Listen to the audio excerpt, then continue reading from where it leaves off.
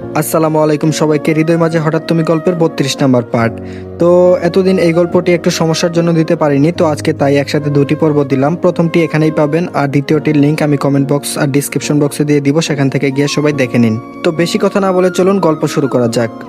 সময় গড়াই 3 সপ্তাহ মাস পেরিয়ে যায়, দেখতে দেখতে প্রায় 3 মাস হয়ে গেল জার্মানিতে এসেছে।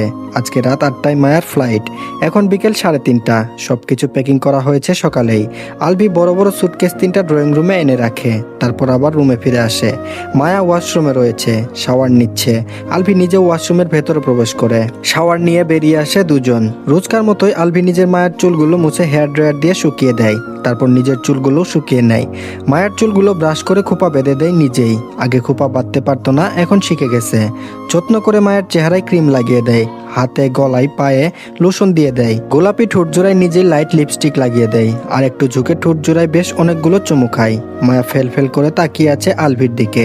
ওর ভেঙে চুরে কান্না আসছে, কান্না আটকে রাখার কারণে চোখ মুখ লাল হয়ে উঠেছে আবার। আলভি মায়াকে দাঁড় করায়, তারপর শক্ত করে জড়িয়ে ধরে।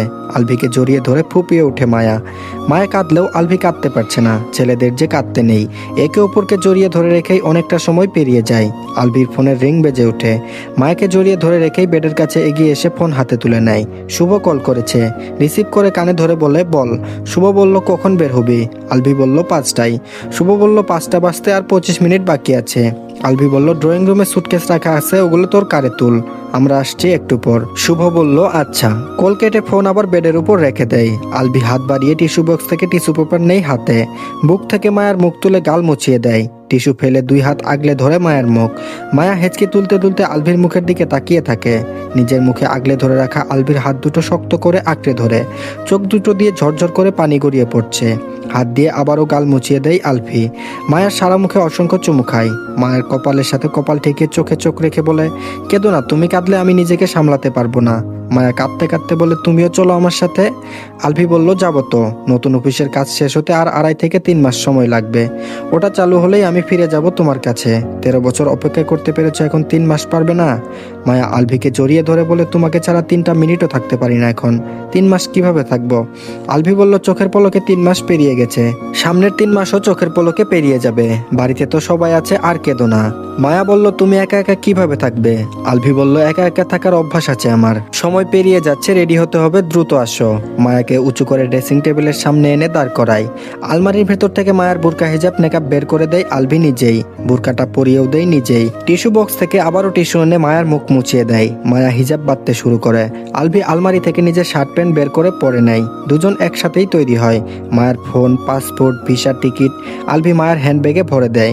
মায়াকে এক হাতে জড়িয়ে ধরে রুম থেকে বের হয়। ঘাড় ঘুরিয়ে রুমের ভেতর তাকায় মায়া। 3 মাস এই রুমে ছিল আলভির সাথে। রুমের প্রতিও ভীষণ মায়া জমে গেছে।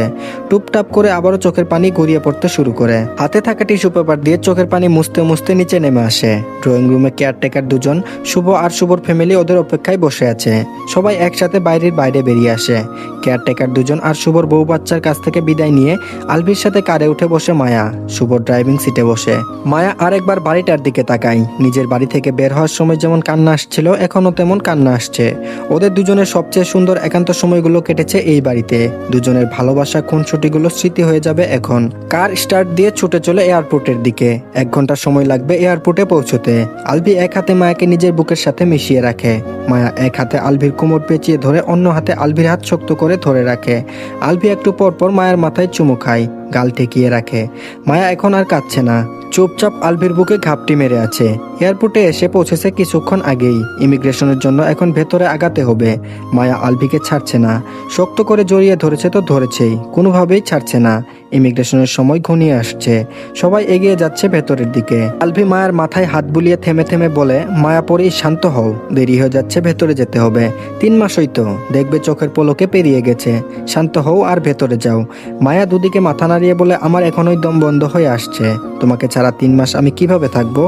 আলভি বলল, বাড়িতে তো সবাই আছে, ভার্সিটি যাওয়া আসা করবে, কোথা দিয়ে দিন পেরিয়ে যাবে তুমি বুঝতেই পারবে না।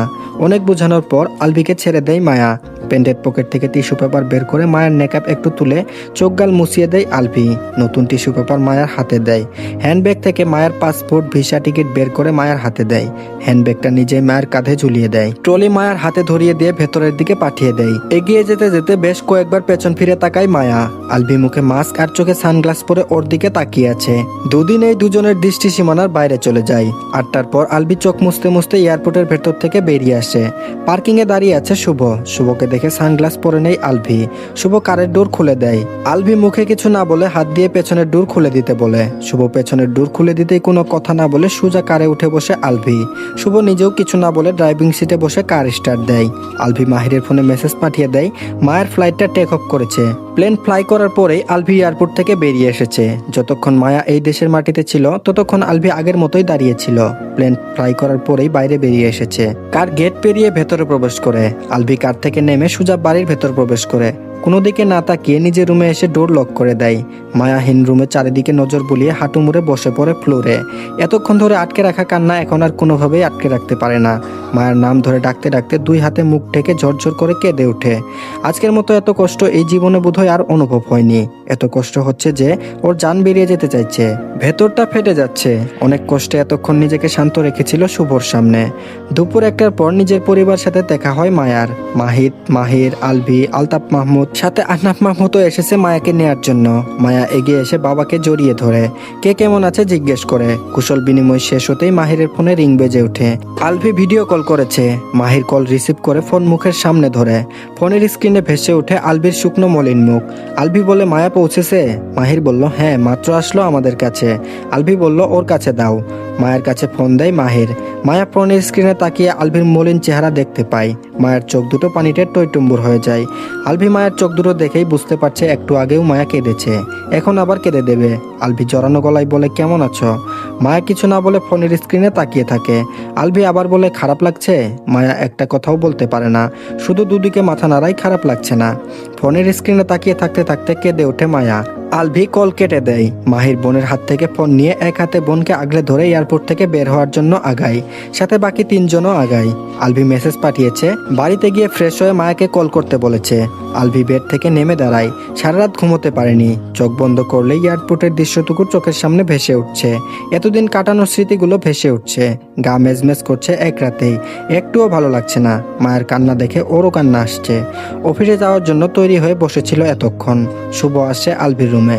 আজকে একটু দ্রুত অফিসে যেতে হবে। শুভ আলভির অফিসের ব্যাগ হাতে নিয়ে আলভির সাথে রুম থেকে বেরিয়ে যায় অফিসে যাওয়ার জন্য। মায়াদের বাড়িতে মেন গেট পেরিয়ে ভেতরে প্রবেশ করে কার। সিঁড়ির উপর মেহবুবা মেহের দাঁড়িয়ে আছেন মেয়ের অপেক্ষায়। কার ভেতরে প্রবেশ করতে দেখে সিঁড়ি থেকে নিচে নেমে আসেন। একে একে সবাই বেরিয়ে আসে কারের ভেতর থেকে। মায়াকে দেখে দ্রুত এসে জড়িয়ে ধরে। কারের শব্দ পেয়ে বাড়ির ভেতর থেকে বাকিরাও বেরিয়ে আসে। বাইরে দাঁড়িয়ে সকলের সাথে কথা বলে। মান্তাসাকে কুলে তুলে নিয়ে সকলের সাথে ভেতরে প্রবেশ করে মায়া। সোফায় এসে বসে সবাই। মায়া আক্তার মায়ার জন্য শরবত বানিয়ে নিয়ে আসে। শরবত খেয়ে সকলের সাথে আরো কিছু সময় কাটিয়ে রুমের দিকে এগিয়ে যায়। রুমে এসে বুরকা হিজাব খুলে শুয়ে পড়ে বেডে। ভীষণ ক্লান্ত লাগছে এখন। মেহবুবা মেহের মায়াকে ডেকে বলেন ফ্রেশ হয়ে খাবার খেয়ে শুয়ে থাক। মায়া বলল ভালো লাগছে না আম্মু, পরে খাবো, তোমরা সবাই খেয়ে ওঠো। মেহবুবা মেহের বলেন তোকে রেখে কেউ খাবে? তুই উঠে হাত মুখ ধুয়ে ফ্রেশ হয়ে আয়, আমি তোর জন্য রুমে খাবার নিয়ে আসছি। ক্লান্ত মায়া উল্টো পাশ ফিরে শুয়ে বলে 1 ঘন্টা পর নিচে যাব, এখন একটু শুয়ে থাকি। মেহবুবা মেহের বসে রইলেন মেয়ের পাশে। হাত বাড়িয়ে মেয়ের মাথায় হাত বুলিয়ে দেন। মায়ের ফোন বেজে ওঠে। মেহবুবা মেহের মায়ের ব্যাগ থেকে ফোন বের করে দেখেন আলভি হোয়াটসঅ্যাপে কল করেছে। ফোন মায়ের হাতে দিয়ে রুম থেকে বেরিয়ে যান। মায়া কল রিসিভ করে। দুজনের মুখ শুকনো মলিন হয়ে আছে। কেউ কোনো কথা না বলে একে অপরের মুখের দিকে তাকিয়ে থাকে। মায়ের চোখ বেয়ে টপ টপ করে পানি গড়িয়ে পড়তে শুরু করে। অল্প কিছু সময় পার হতেই ফুপিয়ে ফুপিয়ে কাঁদতে শুরু করে। আলভি ফোনের স্ক্রিনে হাত বোলায় কিন্তু মায়াকে ছুতে পারে না, আর না পারে মায়ের চোখের পানি মুছিয়ে দিতে। আলভির চোখ বেয়েও পানি গড়িয়ে পড়তে শুরু করে। টেবিলের উপর ফোন রেখে টিস্যু দিয়ে দ্রুত চোখের পানি মুছে নেয়। লম্বা লম্বা শ্বাস টেনে নিয়ে পানি খায়। তারপর আবার ফোন মুখের সামনে ধরে। মায়ের কান্না বেড়ে গেছে। আলভি নিজেকে স্বাভাবিক দেখানোর চেষ্টা করে বলে একা একা না থেকে সকলের মাঝে বসে থাকো, তাহলে ভালো লাগবে। মায়া বলে না কিছু। তারপর বলল শোয়া থেকে উঠো, উঠে ফ্রেশ হয়ে খাবার খাও, খেয়ে সকলের সাথে সময় কাটাও। এভাবে একা একা থাকলে কেঁদে কেঁদে অসুস্থ হয়ে পড়বে। মায়া তবুও কিছু বলে না। আলভি টিস্যু দিয়ে আবার চোখ মুছে নিয়ে বসা থেকে উঠে দাঁড়ায়। বলল আমার মিটিং আছে, পরে কল করব আবার। উঠে ফ্রেশ হয়ে খাবার খাও। আবার কল করে যেন না দেখি এভাবে শুয়ে আছো একা একা। যাও মায়াপুরী, কাঁদে না আর। তুমি কাঁদলে কিন্তু আমিও কেঁদে দেব। পুরো ফ্যামিলিকে কাছে পেয়েও কাঁদছো, আর আমি এখনো একা একা বসে থেকে কাঁদছি না। মায়া কান্না গিলে থেমে থেমে বলে, কাঁদছো না তাহলে চোখ মুখ এমন কেন? আলভি বলল, বউয়ের কান্না দেখে কি আমি হাসবো? মায়া বলল, 24 ঘন্টাও হয়নি তোমার কাছ থেকে এসেছি। আমার মনে হচ্ছে কয়েক বছর ধরে তোমার কাছ থেকে দূরে রয়েছি। আলভি বলল, সকলের কাছে গিয়ে বসো, তাহলে আর এমন মনে হবে না।